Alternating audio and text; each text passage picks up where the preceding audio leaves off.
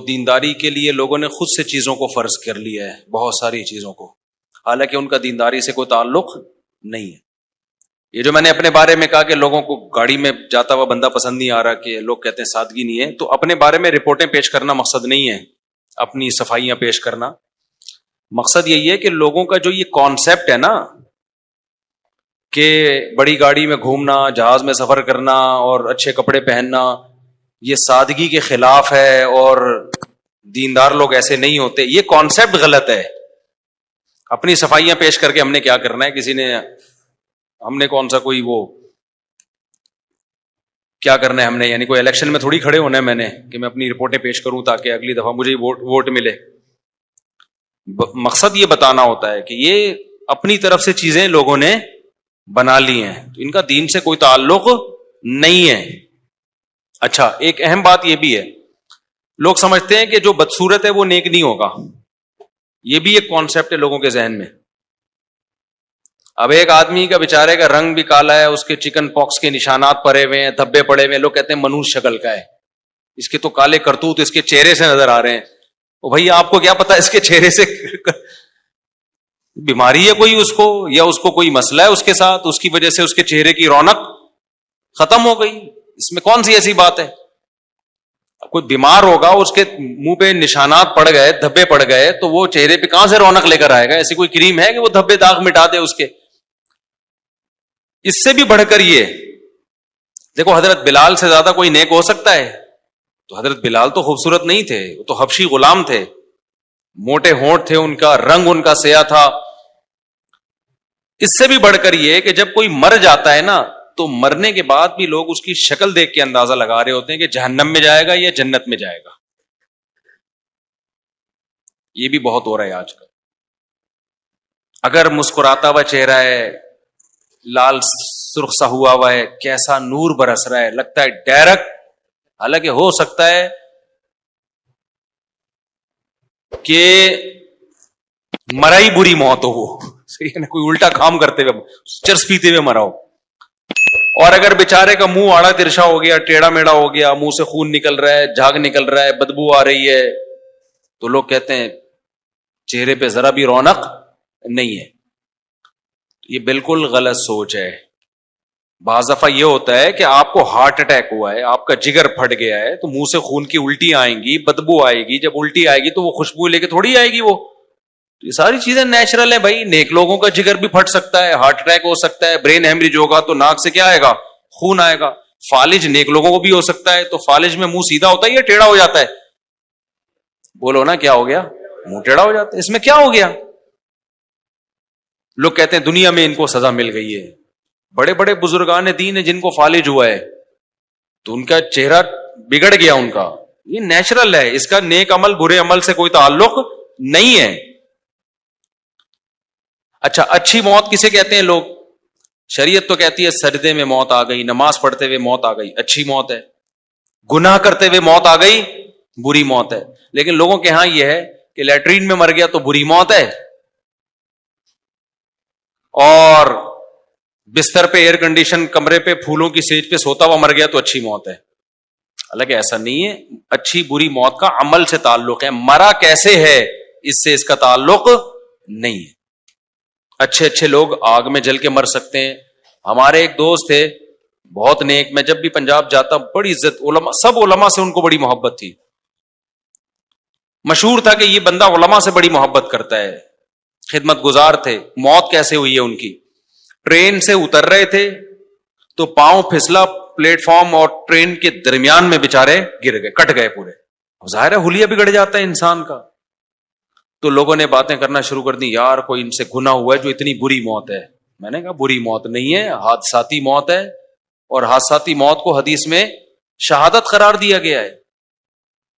بھائی کوئی نہ کوئی تو طریقہ ہوگا مرنے کا، تو اللہ نے کسی کو کس طریقے سے مارنا ہے، کسی کو کس طریقے سے مارنا ہے، کوئی ٹینشن کی بات نہیں ہے، چاہے وہ ٹرین کے نیچے کٹ کے ہو یا جہاز سے ہوا ہو، کوئی فرق نہیں پڑتا اس سے۔ تو یہ ان کو کہتے ہیں اغلاط العوام، جس کو غلط العوام بھی آج کل کہا جاتا ہے۔ عوام میں جو غلط فہمیاں پھیلی ہوئی ہیں دینداری اور بے دینی کے بارے میں، تو یہ بالکل غلط ہیں۔ بعض دفعہ نیک آدمی کو موت کے وقت تکلیف بہت زیادہ ہوتی ہے، برے کو موت کے وقت بعض دفعہ تکلیف بالکل بھی نہیں ہوتی. جسمانی تکلیف کی بات کر رہا ہوں. دیکھو یہ جو قرآن مجید میں آتا ہے والنازعات غرقا، برے آدمی کی روح تکلیف سے نکلتی ہے، نیک آدمی کی روح آسانی سے نکلتی ہے، یہ قرآن میں ہے. لیکن یہ روح نکلنے کا جو بالکل لاسٹ میں جو پروسیس ہوتا ہے نا، اس کا قرآن ذکر کر رہا ہے. روح نکلنے سے پہلے کے جو پروسیس ہیں جو اس باڈی پہ گزر رہے ہوتے ہیں وہ بالکل ڈیفرنٹ ہوتے ہیں. وہ نیک کو زیادہ تکلیف ہو سکتی ہے، برے کو کم تکلیف ہو سکتی ہے.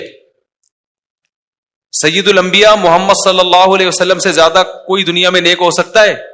ہمارے نبی کا جب وصال کا وقت تھا تو آپ کو بخار کی تکلیف دوسروں سے ڈبل تھی.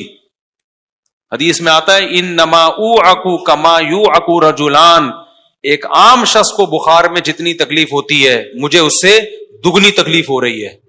اس پہ آپ کے جو ارد گرد جو آپ کی بیٹی حضرت فاطمہ رضی اللہ عنہا اور دیگر آپ کے اہل بیت تھے، جب انہوں نے نبی صلی اللہ علیہ وسلم کو اس اذیت میں دیکھا، تکلیف میں دیکھا، تو حضرت فاطمہ نے کیا فرمایا؟ وا کرب ابتا، ہائے میرے والد کی تکلیف، دیکھی نہیں جا رہی ہے تکلیف نا.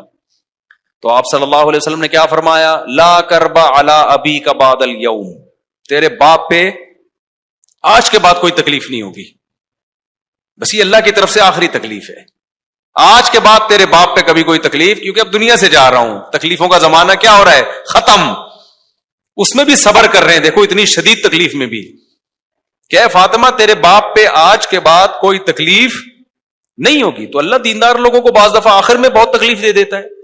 ہمارے نبی کی تو خطائیں تھوڑی تھیں درجات بلند کرنے کے لیے، لیکن ہمارے ہاں کیا ہے؟ تکلیف ہے تو اب لگتا ہے کہ آ رہا ہے سب سامنے، اب اس کے جو کچھ کیا ہے نا اس نے، بھائی ہو سکتا ہے آپ سے اچھے اعمال ہوں اس کے. اب دیکھو ایک آدمی برا تھا، قاتل تھا، سینکڑوں انسانوں کو قتل کیا، کراچی کا ٹرک اس کے اوپر سے گزر گیا، 1 سیکنڈ میں مر جائے گا وہ. موت کی تکلیف ہوگی اس کو. کنٹینر گزر گیا، اسٹیکر بن جائے گا نا وہ روڈ پہ ایک دم سے. اللہ نہ گزارے کسی کے اوپر سے، میں ایک مثال دے رہا ہوں. یا کرنٹ لگا اس کو، ایک دم سیکنڈ میں مر گیا، بہت تیز کرنٹ لگا، 1 سیکنڈ میں مر گیا وہ، تو تکلیف ہوئی اس کو. روح نکلنے کی تو ہوئی ہوگی تکلیف، جو جس کا برزخ سے تعلق ہے، کیونکہ قرآن سے کہتا ہے جب روح نکالتا ہوں نا میں نافرمان کی، پھر بہت تکلیف ہوتی ہے اس کو. لیکن وہ تکلیف مردہ جانتا ہے، اللہ جانتا ہے، فرشتہ جانتا ہے. میں اور آپ وہ تکلیف نہیں دیکھ سکتے، کیونکہ اس کا تعلق کس سے ہے؟ برزخ سے ہے. اور دیندار آدمی کو جسمانی تکلیف تو ہو رہی ہوتی ہے، لیکن روح بہت آسانی سے نکلتی ہے اس کی، کیونکہ روح تو پھڑپڑا رہی ہوتی ہے اس کی نکلنے کے لیے. تو وہ جو موت کی تکلیف ہے جو برے لوگوں کو ہوتی ہے، وہ تکلیف نہیں ہے جو ہم دیکھ رہے ہوتے ہیں، وہ تکلیف ہے جو مردہ محسوس کر رہا ہوتا ہے. اس کی مثال ایسے ہے جیسے خواب میں کوئی سخت اذیت میں ہو تو وہ تو ٹینشن میں ہوگا، لیکن اس کے قریب جو بندہ بیٹھا ہوا ہوگا اس کو پتا ہے کہ یہ ٹینشن میں ہے، وہ جب بندہ جانے جو خواب میں ہے. تو ایسے ہی موت کے وقت جب برزخ کے پردے ہٹنا شروع ہوتے ہیں، اس وقت میت کو جو عذاب کی چیزیں نظر آتی ہیں، اس میں جو اس کو تکلیف ہو رہی ہوتی ہے وہ مردے ہی کو پتا ہوتی ہے، وہ میں اور آپ نہیں دیکھتے، کیونکہ اس پہ اللہ نے غیب کے پردے ڈال دیے ہیں. ہم دیکھ لیں وہ تو پھر سارے نیک نہ بن جائیں. نہیں یہی بات میرا خیال ہے سمجھ میں. تو یہ جو دنیاوی تکلیف ہوتی ہے نا، یہ سب کو ہوتی ہے بھائی، یہ سب کو ہو سکتی ہے، نیک کو بھی برے کو بھی. ہاں اللہ اپنی رحمت سے کسی کو اس تکلیف سے راحت دے دیں، نہ ہونے دیں اس کو تکلیف، تو وہ اللہ کی مرضی ہے. بعض دفعہ اللہ ہونے دیتے ہیں، بعض دفعہ نہیں ہونے دیتے، لیکن اس کا دین سے کوئی تعلق بولو بھائی نہیں ہے. تو دینداری کا ان چیزوں سے تعلق نہیں ہے. اچھا، میں نے جو ابھی جمعے سے پہلے بیان کیا اس میں نے یہ کہا کہ سلیمان علیہ السلام نے ہدہد کو کہا کہ بھائی تو نہیں آئے گا نا تو میں تیری گردن اڑا، تو صحیح معقول عذر پیش کر ورنہ میں تجھے ذبح کر دوں گا. تو سلیمان علیہ السلام نے نظام میں مملکت چلانا تھا، تو دیندار آدمی کو بھائی غصہ بھی آ سکتا ہے، وہ دھمکیاں بھی دے سکتا ہے، وہ گھر بسانے کی کوشش کرتا ہے، کبھی گھر بس جاتا ہے، کبھی گھر ٹوٹ جاتا ہے، وہ لوگوں کی کاؤنسلنگ کر کے گھر جوڑنے کی کوشش کرتا ہے، لیکن اسی چکر میں بعض دفعہ اپنا گھر برباد ہو جاتا ہے. ایسے بھی بہت کچھ ہوتا ہے. تو اس کا یہ مطلب نہیں ہے کہ اب آپ بدتمیز بن جائیں، آپ گھر میں جا کے بیوی سے ٹیڑے لہجے میں بات کریں, بولیں دیندار آدمی کو مفتی صاحب نے کہا غصہ بھی آتا ہے, تو مجھے غصہ آ رہا ہے. سمجھ میں آ رہی ہے بات؟ مجھے بہت غصہ آ رہا ہے کیونکہ نیچرل ہے, نیچرل پروسیس ہے. بیوی پہ غصہ آنا کیا ہے؟ یہ کیا ہے؟ نیچرل. میں اس طرح کا دیندار نہیں, مجھے غصہ ہی نہ آئے. زیادہ تمیز سے بات کرو. سمجھ رہے ہو؟ لاتے مارنا شروع کر دیں, چیزیں اٹھا اٹھا کے پھوڑنا توڑنا شروع کر دیں, یہ مطلب نہیں ہے بھائی. مطلب یہ ہے کہ اصل تو اخلاق ہی ہیں جو اللہ رسول نے بتائے ہیں, لیکن کبھی کبھار اس کے خلاف بھی ہوتا ہے. یہ ہر گھر میں ہوتا ہے. کبھی کبھار لڑائی بھی ہوتی ہے, یہ ہر گھر میں ہوتی ہے.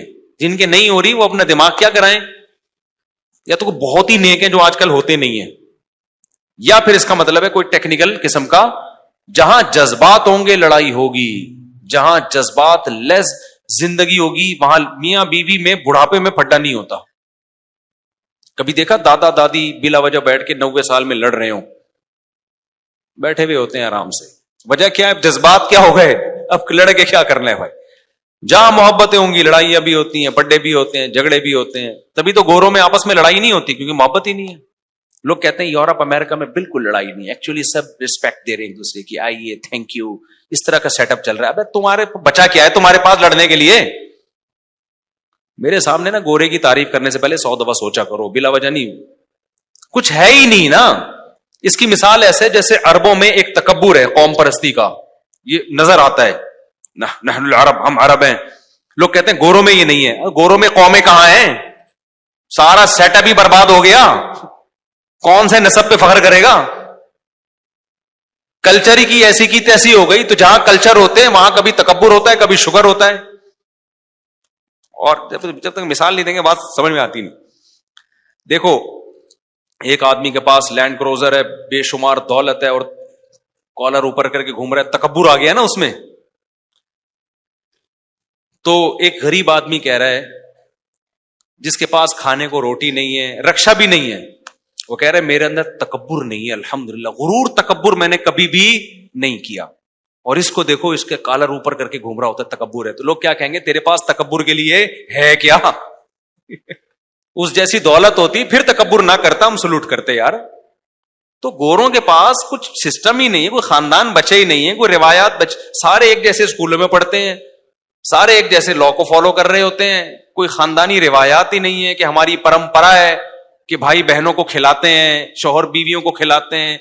ہوتا ہے نا ہماری, تو ہماری خاندانی روایات ہیں, ہم ابا کی خدمت کرتے ہیں, ہمارے یہاں چاچا اور ابا جو ہے نا سب ایک ہی جیسے سمجھے جاتے ہیں, اور بھائی کا بھی وہی احترام ہے بڑے بھائی کا. یہ تو روایات ہوتی ہیں, تو پھر تکبر بھی آتا ہے, کبھی شکر آتا ہے, کبھی تکبر آتا ہے. تو عربوں کا تو ایک روایات ہے بھائی, ایک مذہب ہے, خاندان ہے, اس میں جو نیک لوگ ہیں وہ شکر ادا کرتے ہیں, جو بگڑے ہوئے ہیں وہ تکبر میں آ جاتے ہیں. عربوں میں سارے متکبر بھی نہیں ہوتے, بہت سے متواضع بھی ہوتے ہیں. تو گورے کی مثال نا کمپیئر نہیں کیا کرو ان چیزوں میں, ان کی بیچاروں کے پاس کلچر بلچر ہے ہی نہیں. اب گوروں میں میاں بیوی میں بھی بہت کم جھگڑے ہوتے ہیں, پتہ ہے آپ کو, ہوتے ہی نہیں. جھگڑے کی کوئی چیز ہے ہی نہیں کم بختوں کے پاس. نہ گورے نے گیس کا بل دینا ہے, نہ بجلی کا بل دینا ہے, نہ بیوی کو چائے پلانی ہے اس نے اپنے خرچے پہ, نہ اس نے بچوں کی, بچے ہی نہیں ہے تو بچوں کی ٹینشن کہاں سے ہو گئی. تو گھر میں سکون نہیں ہوگا میرے بھائی, کوئی ٹینشن نہیں ہے, کسی قسم کا کوئی ریلیشن ہی نہیں ہے. اچھا لوگ کہتے ہیں جب نہیں ہے ٹینشن تو پھر ہم بھی وہی بھائی لائف کیوں نہیں لے کر آئے, ہم بھی ٹینشن ختم کریں. او بھائی یہ خود بہت بڑی ٹینشن ہے کہ آپ کی محبتیں ہی ختم ہو گئی ہیں جو سکون کا ذریعہ بنتی. محبتیں سکون کا ذریعہ بنتی ہیں, ریلیشن سکون کا ذریعہ بنتا ہے. کچھ اس کے تھوڑے تھوڑے سائڈ افیکٹ بھی ہوتے ہیں. انہوں نے سائڈ افیکٹ ختم کرنے کے چکر میں ریلیشن ہی ختم کر کے, یہ خود ایک بہت بڑی ٹینشن. اس کی مثال ایسے ہے, ایک آدمی کھانا کھاتا ہے, اس کو پھر نیند آتی ہے, کہتا ہے یار فریش نہیں رہتا میرا دماغ کیونکہ میں کھانا کھاتا ہوں نا, اور پھر مجھے بیت الخلا بھی جانا پڑتا ہے, کبھی کبھار قبض بھی ہو جاتا ہے, کھانا ہی چھوڑ دو. تو قبض کی ٹینشن بھی ختم, جو بار بار نیند آ رہی تھی وہ ٹینشن بھی ختم. لیکن یہ کم ٹینشن ہے کھانا نہ کھانا, جو ہر وقت ایک ٹینشن رہے گی, ایک کھانے کی ضرورت رہے گی. 10 ٹینشنوں سے آپ نے اپنے آپ کو بچا کے ایک اتنی بڑی ٹینشن میں ڈال دیا کہ وہ تمام ٹینشنوں پہ حاوی ہے.